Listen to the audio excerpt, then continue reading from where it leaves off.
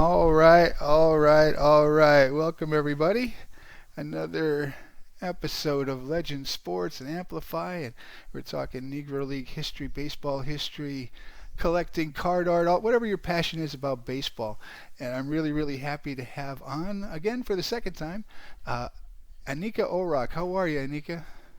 Hi, I'm great. Thanks for having me. How are you? Awesome, awesome.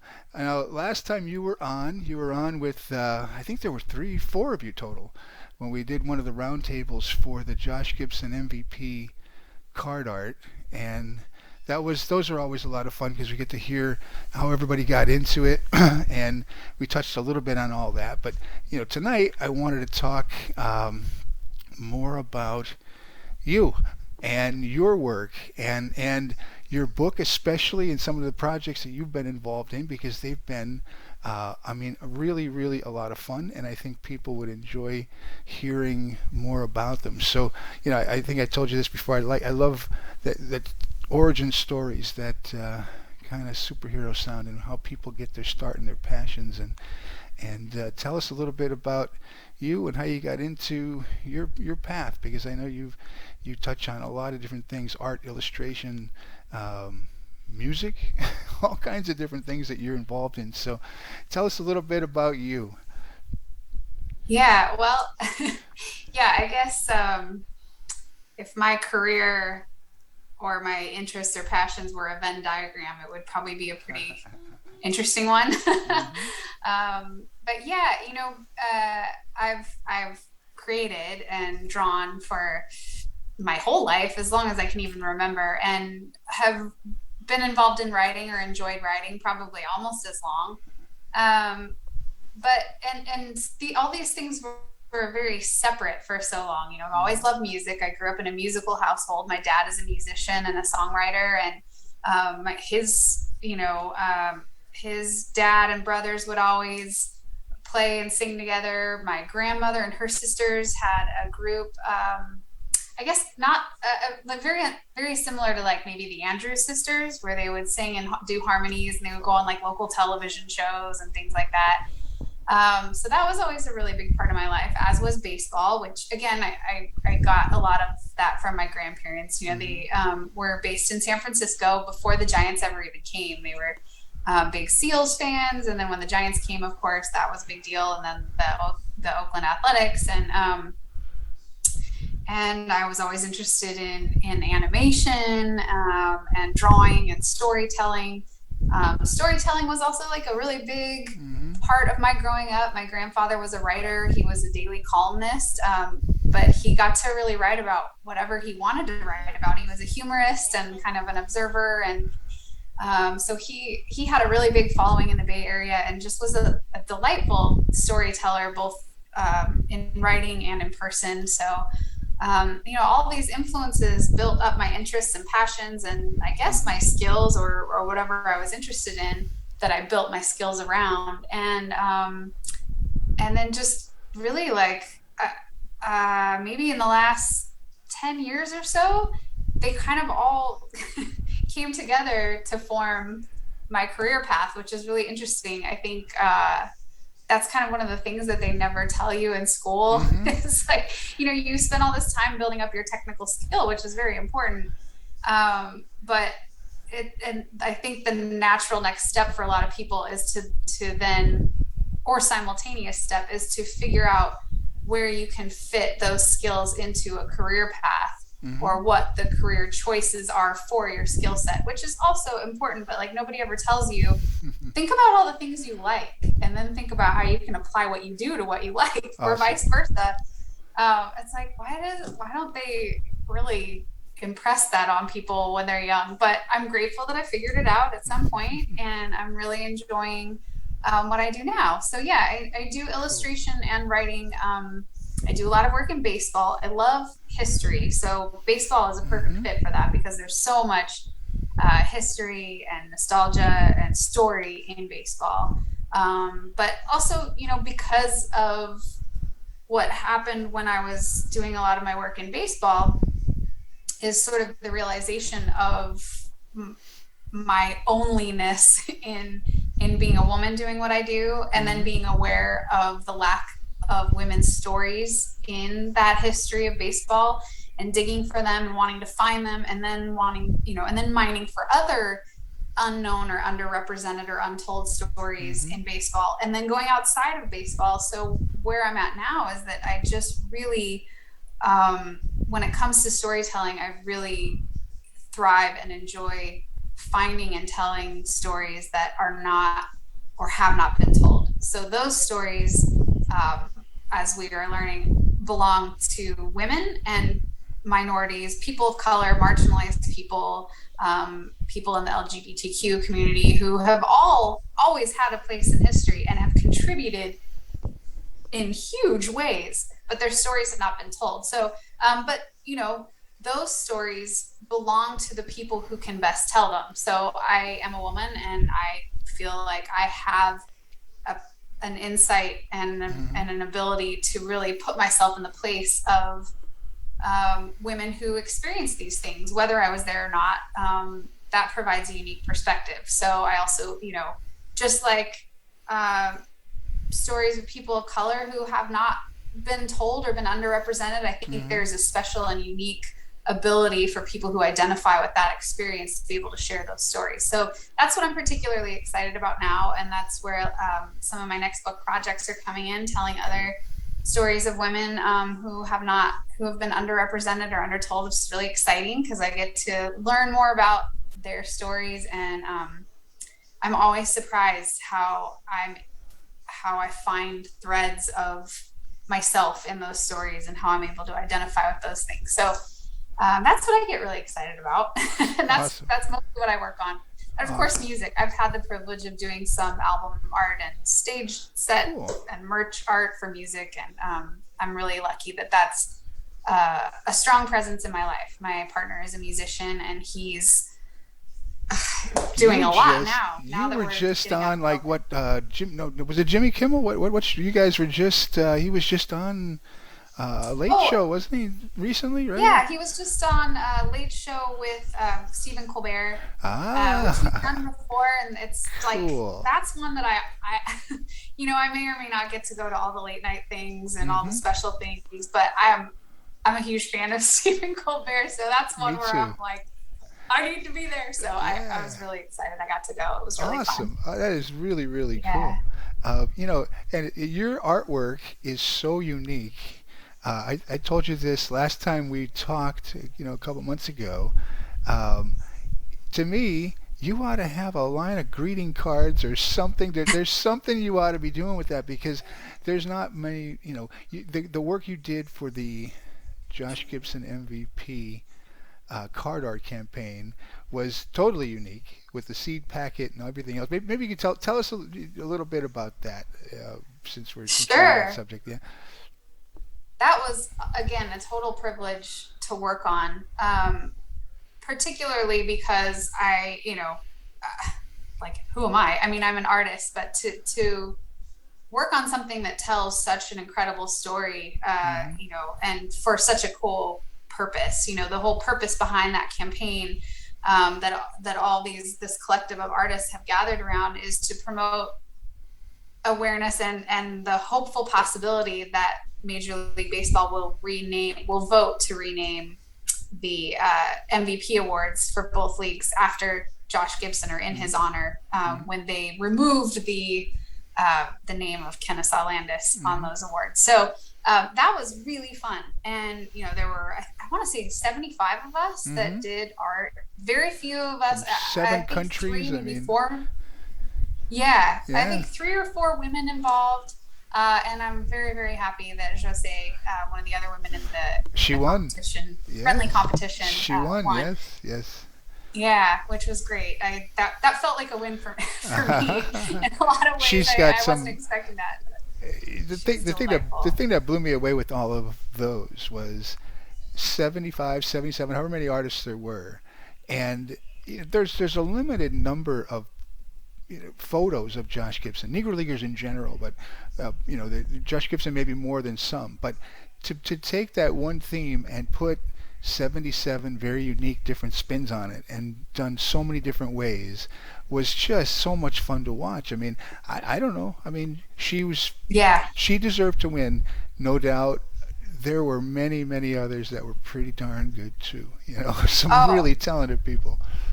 so many. And what Yeah. I loved about it, what I really, really loved about it, is that they didn't all look like baseball cards. Mine included. Mine was not meant to, it was a baseball card, but kind of not really. But I, growing up, one of my favorite pieces of clips of film that I remember seeing when I was really young on like the Disney Channel. And now, thank heavens, you can find it on YouTube. But for anyone who's interested in this kind of thing, along those same lines, there's a clip called, I believe it's called Four Artists Paint One Tree or something. It was Mm-hmm. from the old Walt Disney Presents television show Oh, on in like yeah. the late 50s, early 60s.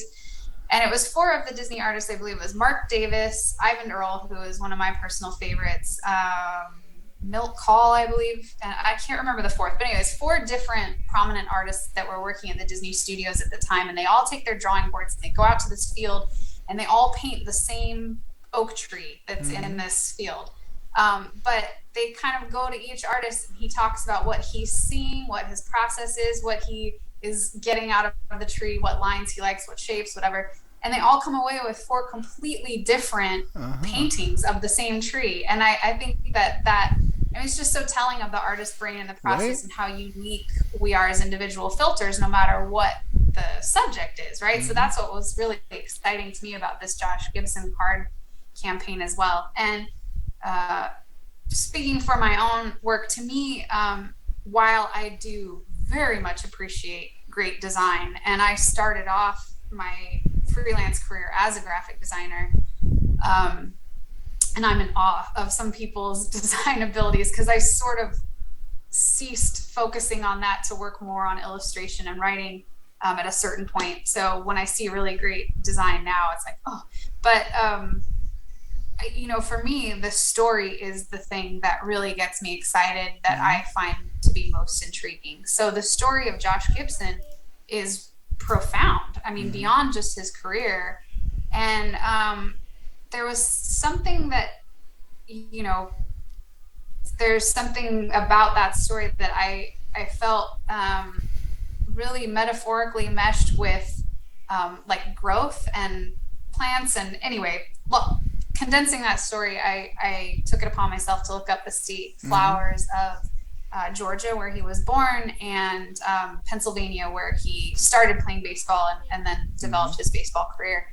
And what was more exciting is when I looked up those flowers, I was just thinking visually, I'll just paint the flowers on this baseball card. Mm-hmm. But then as I started reading about the flowers, learning about their origins or their like how they grow, the climate they grow in, what are they made of, what are Mm-hmm. they, when did they bloom, all these things. I found some really, really cool metaphors in there that really worked with Josh Gibson's story. So then Mm-hmm. I thought, this is going to be something more, and I decided to turn the card into an actual seed packet. Very cool. And I miraculously, apparently they're really hard to find, but I found some mountain laurel, which is the Pennsylvania state Mm-hmm. flower. I found some seeds that for sale, and they're in the card. And actually, I still have it. It's a one of a kind, and I will be opening it up for auction next week. Cool. So it'll be up for auction next week, and proceeds from the sale of that will go to the Josh Gibson Foundation. They have some great youth programs. So, Mm-hmm. and the same, and now it's kind of extended into this larger idea. I'm working on one about one of my favorite Negro League players, Miss Toni Stone. Mm-hmm. She just, it would have been her 100th birthday last month. So I'm doing the same thing. I've got some California poppy seeds, and I'm working on that, and that will be available soon as well.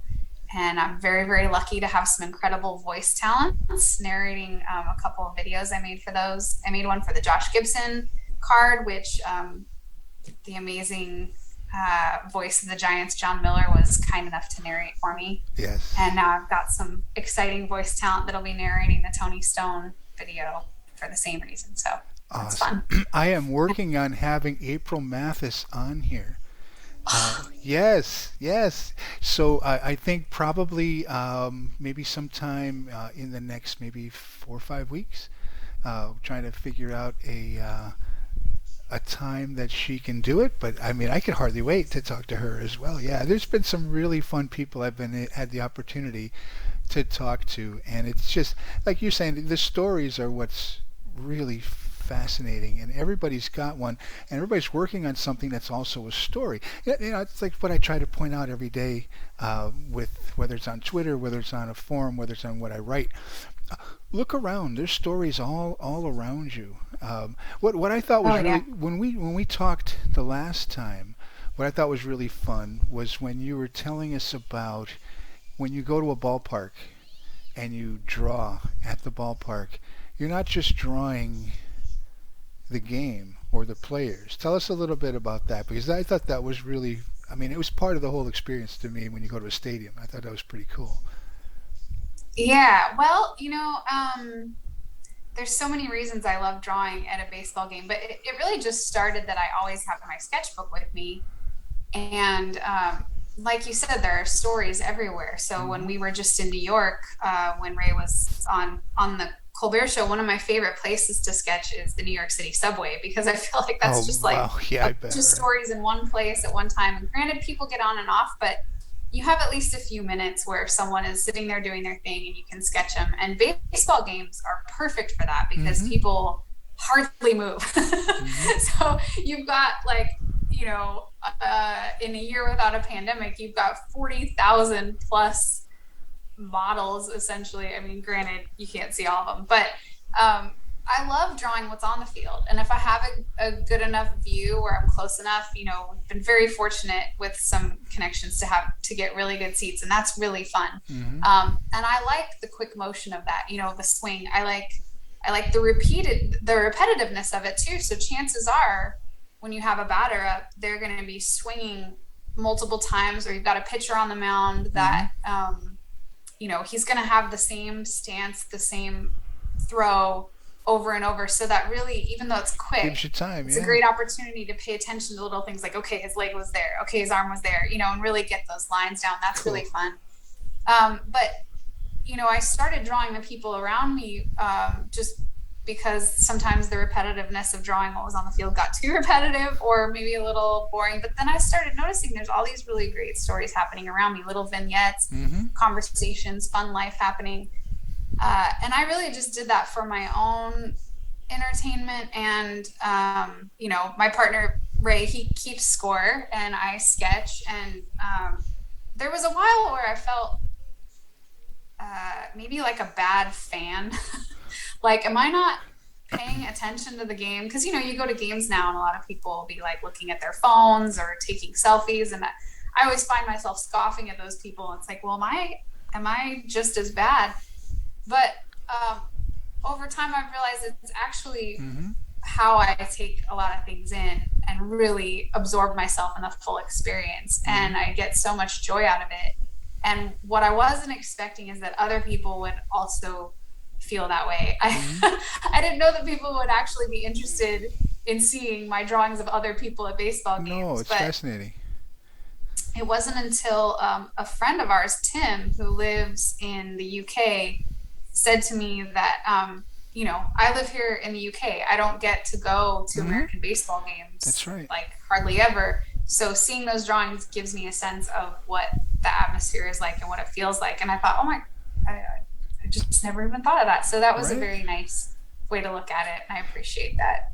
It's a great point, right? Because think about one of the things that I'm trying to do with this is get people like yourself and other authors, researchers, historians, people who have been telling stories about minor league history, baseball history, the art, the collecting associated with all that, and the Negro League history especially, is that yeah, there are a lot of people who have not had the opportunity. I mean, think about the Negro Leagues, right? And one of the things I've tried to point out in these conversations is I think the overlooked fact that for many, many years before Jackie Robinson, with the barnstorming and the teams and leagues associated with the Negro Leagues, they were spreading the brand of baseball to all parts of the country, and they were coming to you, to your hometown. And odds are, there's everybody in this country, Canada, Latin America, there was a Negro League team, an event, a barnstorming game. Something happened, a player from that area, and they, because there was think about where we were before expansion in the 60s. There were only 16 Major League Baseball teams, and most of them were centered on the East Coast, some in the Midwest. There was nothing on the West Coast yet. So when these teams came, it gave people, that's why they went, it gave them a brand of baseball that was high level, professional. Many times it was against major league players who were also barnstorming with them. And so, yeah, people got the opportunity to see Major League Baseball that they never would have. And so even today, there's lots of places where people, I mean, they've never had the opportunity to go. So, yeah, I think what you're doing is awesome, because you know what it's like. You go to a game, it has its own feel. You walk into a ballpark, it's you can smell, the hot dogs, the dirt, the grass, everything about a baseball, pine tar. I mean, there's just so many things. Many people haven't experienced that. So yeah, bringing that to them Yeah. through artwork and which storytelling, I think it's awesome. I really do. You've seen Andy Brown, right? The Uh-huh. artist from England. I mean, I don't know him But personally, but I know of him, you yes. see what he does. I'd love to talk to him one of these days as well. He literally goes to a baseball game and paints um, Hmm. during the course of a 9 inning game. What? That's impressive as hell to me, because Right? I always have my couch of pens, and ink and pencils, and sometimes I'll bring some colors. But, when it comes time to eat a hot dog or drink a Right? beer, or in the case of the last game we went to, we actually got a foul ball. Uh, it's like You did? there's, No it's kidding. definitely going to be mellow, but there's definitely going to be moments where, like, I can't even imagine Yeah. painting. That's pretty impressive. Yeah. But to add on to your point of giving people the opportunity to know what it's like at a baseball game, I think there are two elements of that I think are really exciting and important. One, the first being the historical aspect. I think it's a really great opportunity to bring baseball that existed before we did into the consciousness of people visually and Mm-hmm. through elements and tools of storytelling, to bring that experience to people, Mm-hmm. and kind of use our own experience of how we relate to baseball, and like you said, the sound of the bat, the It's smell of the amazing. grass, the smell, Mm-hmm. bringing those things to life moving forward. So like someone like Greg Kreindler is really great Mm-hmm. at bringing moments of the past to life for us to enjoy now. I think That you he's mostly see in exceptional at that. black and white, right? He actually brings Right. them to life, right? Right, or very Yeah. limited video footage, things Mm-hmm. like that. Mm-hmm. And similarly, games in history that uh, very few had the opportunity to see, like Negro Leagues games, and women's games. There's very limited footage of the All American girls playing baseball or other women playing baseball in general, which I guess brings me to the second part that I think is so exciting and interesting, particularly for what I'm doing, is bringing that experience of seeing baseball to people that is not being seen, and that's girls, girls and women playing baseball right now. Even though they're doing it all over, and we've got the internet, they're not televising Mm-hmm. that. They're not sharing that really, except unless you're following those accounts online. So I just had the privilege of attending the Baseball for All Nationals competition. I was there for a short 24 hours. It went on for a few days, but what I saw just blew me away. I mean, it was Mm-hmm. over 500 young girls who get together to play in this competition every year. And some of them have actually never played together before. There are teams that are established, but then there are girls who are all over the country who are the only girl on their team, and they never get the opportunity to play with other girls. So they Mm-hmm. join up with these teams for these competitions. And the level of camaraderie and fun, but skill and competition, Mm-hmm. I was like, it was the first time I've ever felt really actually very hopeful and confident that, like, I think we'll see women's baseball on a professional level in this country again uh, in my lifetime. And what I extra love about it is the level of diversity I saw. Maybe not to the degree that it should be, of course, but that youth sports has really been pretty reserved for white and middle to upper class kids because Mm-hmm. it's gotten so competitive that it requires such a level of accessibility and money Mm-hmm. and time, Pay to play in a lot of respects. Yeah. yeah. Mm-hmm. But it was really exciting to see a level of diversity that obviously could be improved for reasons that extend far beyond just the people who create baseball teams, but that when that possibility arrives for women to play professional baseball, it will look like baseball has should have looked all along, Mm-hmm. which, being America's pastime, all Americans should be able to play. And I'm hopeful that when women are able to play, they will represent that level of diversity that should have existed this whole time. And think about it. Why not? There's a WNBA. Why would there not be a women's league? Why would women not be able to play in Major League Baseball?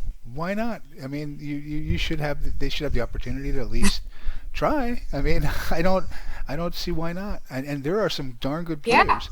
And like you pointed out, some of these um, players that are playing in high school now all of a sudden that pipeline gets shut off because there's no college women's baseball, and there's not many high school teams maybe aren't going to even carry a girl on the team. I mean, so I don't understand why they can play all the way through and do just fine, and then the pipeline just gets shut off. I mean, why not? Let's make it happen. It would be great. Yeah. So that brings us to your book, which I wanted to talk about for sure because this is one of these stories. One of the reasons, bless you, buddy. One of the reasons why I've been trying to get authors and historians and researchers for the Negro Leagues in front of people in whatever fashion I can is because context is important and it matters in telling that story because there's so many some of it is kind of stylized and made to be more in some degree and then downplayed in others. I mean, you know the story of the Negro Leagues. These players they weren't playing there because they weren't good enough. They're playing there simply because of Jim Crow racism and the color of their skin, and all of the levers of that, from ownership, the media, everything else, was doing pretty much what they could to make sure it stayed that way for a long, long time. So the context of telling these stories is important because I think people don't have not had that opportunity up to now. The same thing I think is true because I think the only exposure most people have to women in baseball is Tom Hanks and A League of Their Own, and that's it. And so if you watch that, you're going to think of Madonna, and you're going to think of Gina Davis, and that's what you're going to see. And maybe to some degree, some of it was like that. But tell us what you found out in doing the research for this book because it's fascinating, and you do the illustrations for it and everything, which is just to me very cool. So yeah, Well, thank you. yeah, Yeah. Well, to be fair, The League of Their Own is a great movie. it is a I great mean, movie. it's the highest grossing baseball movie of all time, which I think a lot of Oh, people don't know. I think that's no, I very didn't know interesting. that. That is interesting. Yeah. Um, and it's very important because it made the league known. Nobody knew Hmm. that league existed before the movie. Because for the reasons that you were just talking about with why can't women play baseball and they're relegated to softball and all this Hmm. stuff, they just weren't believed. Nobody believed them when they said that they played professional baseball, and it just got to be this like really exhausting conversation. Right. So they just stopped talking about it. And then of course after the war and moving through the 1950s, there was sort of this push for women to go back to the roles that they had prior to World War II. So that's why there's all these like sitcoms and periodicals we see that are all about Right. being the perfect housewife, which is so weird because during World War II, women were kicking ass and they were taking Yeah. the place of, they were doing things they'd never done before and they were succeeding, which I Hmm. think has a lot to do with why there was a push back. But so it is, the movie is important. But when I started digging into these stories, the other thing is that it's really a shame that not only is that people's like the general public's only knowledge of the All American Girls Professional Baseball League, but it's like a real extra shame that that's everybody's only knowledge of women in baseball in general. Pretty Because much. while this to me is a very Oh, exciting chapter, and I love this period, and I really loved doing it in this book, it's like a very small piece of the yes. place, of women's presence in baseball in general. But nonetheless, it's significant because it's the first and only time there's been a professional league for women in this country. And albeit, again, like Major League Baseball at the time, one that excluded women of color. So Mm-hmm. yeah, it had its major flaws, but as far as women in baseball, it was a pretty significant stride and very fun to write about. But that was, some of the things I learned, like you said. My only knowledge of it was from the movie, so I think I just unknowingly made assumptions about it based on that. Mm-hmm. So when I started digging in, not only were these women's personal and individual stories so rich and exciting and gritty and fascinating and daring Thank you, and Betty. all the things, but very simple things, like for example, I was always under the impression that the league only existed during World War II, because the movie just Mm-hmm. kind of rushes through it, almost makes it seem like it happened one year and then the war ended and it all Right? went away, uh, when in fact it lasted 12 seasons and was very successful for most of those seasons. Mm-hmm. The caliber of athleticism was not surprising to me, but very impressive, particularly for the era when women, now it's still very impressive, but we shouldn't be surprised at all. I mean, Mm-hmm. we know a lot more about what women are capable of now, but also there are, albeit very limited, there are means and ways for girls to train growing up and get some mentorship somewhere. Whereas in the 1930s, they just had to kind of go out and play with the boys, and really, like, a lot of them had to teach themselves. Toni Stone is one person who had no help. Mm-hmm. And even when she was given opportunities to play on boys' teams, the coaches didn't give her any of their time because it was like, you're a girl, whatever. And then she finally got some mentorship, but she really had to be a pest about it. And she read and taught herself everything she possibly could to be as good as she was. And a lot of these women had similar experiences. So to learn about that was really fascinating, and how they were able to adapt. The rules constantly changed, the size of the ball changed, the base path distances changed over the course of time, and they just adapted. Um, and I was also very excited to read how it affected the rest of their lives, and then the ripple effect that came from that. Mm-hmm. So they made, sometimes they made more money than their own fathers. They made professional salaries for playing professional baseball, and that gave them access to all kinds of things, experience, education, all kinds of things that women didn't have access to at that time. So, and then they sort of carried that forward. Even though they didn't talk about their time in the league, their experience and their education was sort of carried onward through either the people they worked with or the children they taught or their own children. And Mm-hmm. that cannot even be measured. You've got all the baseball statistics in the world right now, and for this league, they had pretty decent record keeping, and they're all down on paper, but you can't measure what it did moving forward after the league folded and beyond. It's pretty cool to think about. So 12 seasons, you said. What were those? What was the range of years? That was 1943 to 1954 was the last season. And what was the cause of the end of the league? They just felt it ran its course. I mean, I know the war was over, Korean War was over. I guess obviously at that time as well. Um, the boys were back, I guess, so to speak. Was that the reason why, or was there more to that? Well, I think it's just a confluence and convergence of multiple reasons. Like you said, the war had ended, and the reasons why the league was started, for example, being placed in towns where there were war production factories, and there was like more of a need for recreation locally because there were gas rations, people couldn't travel, they didn't really have the time or the money to be going to baseball games and all of Mm-hmm. that. Those were all reasons. there was also, like I mentioned earlier, post war, the social push for Uh-huh. women to get back into that place. And I think that pressure was greater.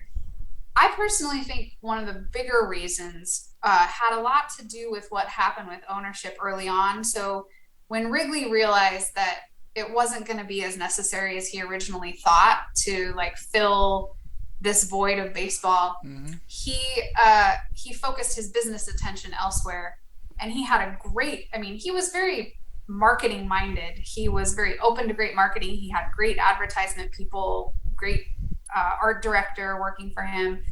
Um, so there was really great marketing and publicity for these women when the league started. And there was a really strong focus on the femininity aspect of it, which I think, which is largely what helped it be successful, is that it was overall tolerable at the time to people in society. Like, okay, well, they're upstanding women who are wholesome and feminine, so we'll take it. But there was also a real focus on their skill and their ability to play, and they would create exciting things when they would come through town, and there was just a lot of effort put into making their existence known. Mm-hmm. And then when he sold it to the local cities where the teams were, he sold them to local businessmen, and they just didn't have the same know-how. They didn't have the same marketing power Ah. or the mind for doing it. I think they really just kind of thought at it as like a fun business venture and a side thing, a fun community thing. And it's kind of amazing that the league was able to exist on that alone for as long as it did. Mm-hmm. But really, when you don't have, when people stop being so focused on the local thing and they can start getting back out there, there's no gas rations, then there's an abundance after the war. People have cars, there's a highway system, there's television, so they can watch baseball on television. When you've got all these other Mm-hmm. distractions and no marketing to remind people that this is still around and it's still great and it's still popular, um, there's just no, I just don't think it stood a chance after that. And So I that's don't think it was really that there was a lack of, and also they would travel, their sort of farm teams would travel around and invite girls to come try out so they could kind of mm-hmm. keep it going, and recruit new girls, and then when the funding for that ran out, yeah, That was that one was of it. the things I wanted to ask you, and I'm glad you mentioned a lot of points. I think that really makes the context of all that matter, because in all of these conversations, whether it be about the GPL, the Negro Leagues, minor league baseball, you've got to put it in the context of the time period. So what you pointed out was really important. A lot of these teams were in the Midwest because during World War II, you couldn't travel that much. So if that was where they were going to be centered, and then we're talking the 1940s, so most travel was by rail. You think of today's context, you get on a plane, you're across the country in a couple of hours. It wasn't like that, so things were limited. So all that context matters, even in the barnstorming aspect of the Negro Leagues and the minor leagues. This is where you could travel by car. So that was the time period. But that was one of the things I wanted to ask you. Were you able to, and you answered part of that, to keep a league going for 12 years, you have to have a little bit of a pipeline. You can't just have a tryout every year. And I was always curious about that. Did they have a farm system? Like you would think of with baseball today, where they would train younger girls to be able to play. And was there a full blown system, or did teams do it kind of on their own? Well, unfortunately, I don't know that you could call it a full blown system, but really how it worked at the time. I mean, the initial tryouts, it was pretty incredible. It was a pretty sizable scaled effort, on the part of Wrigley, who sent out scouts and people all over the country to basically just go to towns and neighborhoods, check out sandlots. Local, there were a lot of women's softball teams at the time, like Mm-hmm. women who are playing for, say they worked at a local dairy, and there would be like a My whatever mom played. manufacturing was in the town, there would be Yeah, like a local team. yeah. So a lot of the women did that as well, but a lot of them had no experience playing on an organized team with other women. They just, played. So, and then word got out. There were some newspaper advertisements. There'd be local tryouts, whatever. And from those tryouts, there would be several others. And then the final tryouts at Wrigley Field, it was like a spring training, but then 600 women showed up, and then of those women, only 60 made it. So you can imagine like the caliber at that point. But then from there, when they would invite women to try out. There were the 4 original teams, and they would expand those teams when talent learned that this was a thing. Then they sought it out. But from that point, they would travel and there were 2 teams that they made into essentially their farm league. So it was 2 teams that would travel around the country and play exhibition games against one another. And when they did that, they would also use that opportunity as like a recruiting rally. So they would come play an exhibition game. Cool. And then also invite young women to come and try out. And if they had what it took, they would actually just usually jump on the bus with them or make plans to join up and sign a contract later on. And because these women, what's so, I think, so important for people to remember and consider about visibility and the importance of seeing, the possibility of what you want to do is that when these women were playing in these towns and getting a lot of attention and having success, it inspired a lot of kids, including girls, to play baseball. So right. On sandlots where maybe one girl could join the boys or when they weren't allowed to, it inspired a whole lot of kids in the area to start playing baseball, and it made it more acceptable for young girls to start playing, and they felt inspired to play if they wanted to, and boys were more inclined to let them play because they saw what was possible. So there are women who played in the 50s who saw the first round of women playing in the 40s and got excited and inspired by that and couldn't wait for their chance. Some of them became bat girls for the teams if they were close enough, and just like chomping at the bit. So to me, like there's so much positivity that came out of the whole thing, but one of the more tragic stories is a woman by the name of Ruth, who was a bat girl and grew up just idolizing these women and couldn't wait for her opportunity. She finally tried out in 1954 and made it and was offered a contract, and then the league folded. So she never actually got to play. It just breaks my heart for her, but right. That's I could definitely relate to everything you just said, because my mom, my dad was in World War II. He gets out. He knew my mom before he was in the Army in World War II, but they got married after World War II after he came back. So into the 50s, and they started having kids, my brother, my sister. I came along in the 60s. But my mom, because of that league, that's how she loved baseball. She's always been a big baseball fan, but she could play the game. I mean, she played softball, but you mentioned that about softball. She worked in a garment factory, seamstress in a garment factory when she was through the 50s.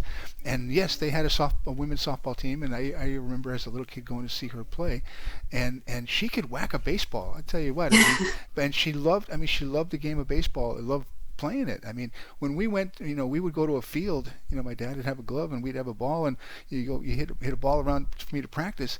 She was the one hitting the ball. He was the one catching it. So I mean, I could definitely. But it was because of this league that she, became interested. Now, my grandfather, her father, was a big baseball fan and played a little bit as well. But yeah, she loved it, and that was, like you said, very inspiring, and I'm sure for a lot of women. So when it ended, it is too bad. I mean, it is too bad. It's a shame that it did. And yeah, maybe we can, some efforts to bring it back. What do you think would be better? A league like that, separate, or to let women play with men at all levels if they could? I mean, what do you think would be better? I mean, I certainly think that women who would like the opportunity to just play in Major League Baseball as we know it are capable and certainly deserve the opportunity. Number of women that are now working at high levels in Major League Baseball now. Right. And absolutely 100% for coaching and, executive positions and all of that. Absolutely no question about that. In terms of playing, my honest opinion, and this is really just from time spent researching, but also time spent with girls and women playing right now.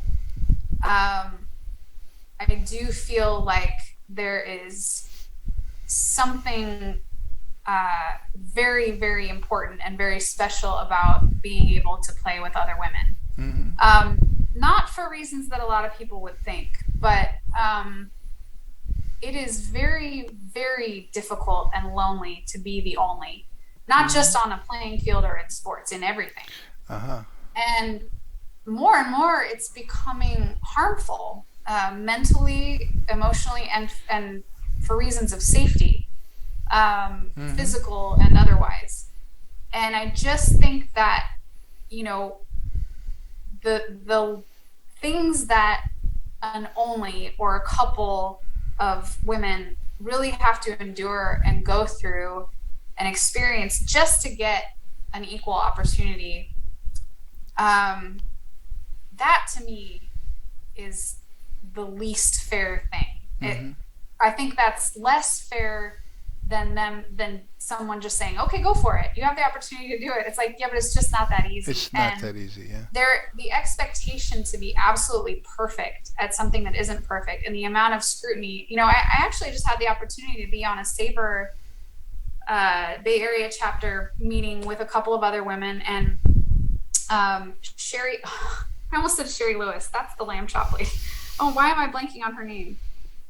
She was the first woman ballpark announcer, first in Oh. park announcer for any sport, for the San Francisco Giants. Mm-hmm.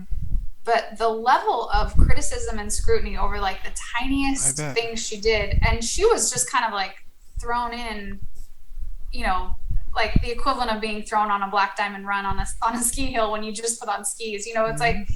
no one really helped her, no one mentored her, Mm-hmm. and she was really just like learning as she went. And like just the cruel level of scrutiny Mm-hmm. was just, I mean, whereas if she had been a man, it would have just been kind of like, oh, whoops. Yeah, right? But I think that that's going to be a battle that women would have to, not similarly, not worth comparing. But when you think of someone like Jackie Robinson having to Mm-hmm. enter into the white major leagues and why he was chosen and what he had to endure, Mm-hmm. and should he have had to endure it, Mm-hmm. really, I think that all those same things would definitely be problematic and difficult for women Mm-hmm. having to break into the major leagues. And There, when that is eliminated, when they're just given the opportunity to focus on the sport and what they're good at and the competition, and not having to worry about how am I going to pitch well enough because I can't mm-hmm. physically throw 100 miles an hour. Mm-hmm. That's something that women are very incredibly, they can adapt to that, and they can certainly hold their own with men for different reasons that reason may not be brute strength, but it's other reasons. Mm-hmm. But I just think giving them the opportunity to just do what they are good at and what they love without having to worry about all those things is so important for so many reasons. And I hope that they get that opportunity. Mm-hmm. There was just I want to say, was it Seattle? I'm not sure. There were just a radio broadcast where both announcers were female, and All of them. people were making a big deal out Yeah. of that. And I don't mean a big deal. I mean in a way, in a negative way. You know, saying things, and it's like, why would anybody care that much? I mean, it really. I mean, it just didn't make any sense to me. Why there would be that much pushback and people saying things negative about that, like women aren't supposed to know about baseball. I mean, I don't, I couldn't, I didn't understand that. And that was just recently, right? Just in the last couple of weeks that Yeah. happened. Yeah, Yeah, yeah. that actually happened the night before I arrived to the Baseball for All National, so it was very exciting. Yeah, the women who did the pregame and the postgame commentary, and then who also Hmm. called the plays I thought it and the was film great. I mean, analysis. I Yeah, the whole don't understand. I broadcast. don't understand why people were thought that there was something inherently wrong with that. I don't get it. But anyway, so while you were in the last couple of weeks in your travels, I know you tweeted out this, and I just thought it was fascinating. Was the you found the, was it a winter league in Cuba Tell us a little bit about that. I wanted people to hear about this because I thought it was fascinating that there was a connection here between Latin baseball, which was growing in popularity through the 20s, 30s, and 40s, that pipeline into the United States and through the Negro Leagues, and but yet there's a connection there as well with the All American Girls League. Tell us about that because I thought that was really really cool. Yeah, well, they also the same year that Jackie Robinson was doing spring training with the Dodgers in 1947 in Cuba, the All American Girls Professional Baseball League had their spring training also in Havana, and the organizers of that had business contemporaries in Cuba and elsewhere in Latin America. So um, when they started discussing this as a possibility to just kind of make the whole thing a little more international, they had their sights set on creating an international women's baseball league at some point. That was kind of Ah, the long term goal. So when they had this discussion, the businessmen in Cuba who were helping to facilitate this did the same thing. Really, they put out calls for tryouts, and they established what became known as the Latin American Feminine Baseball League. cool. And there were several teams within that. So a couple of the women from Cuba actually ended up coming back to the United States and playing for the All American Girls League. I think a total of seven of them. Some of Right. them returned right away. A couple of them stayed. So I don't know if you've had Dr. Kat Williams on your show yet. If not, I would definitely recommend having her on. But she authored a biography of Isabel Lefty Alvarez, who was one of those players that came from Cuba. She played for the Estrella Cubanas. Lefty. She grew up same as the women in the States, just loving baseball. She had a baseball loving family. She played with the boys growing up, and she was just incredibly skilled at it and made a whole career out of it and a life out of it. And she Um, was Cuban. uh-huh. Okay. Yeah, born and raised in Cuba.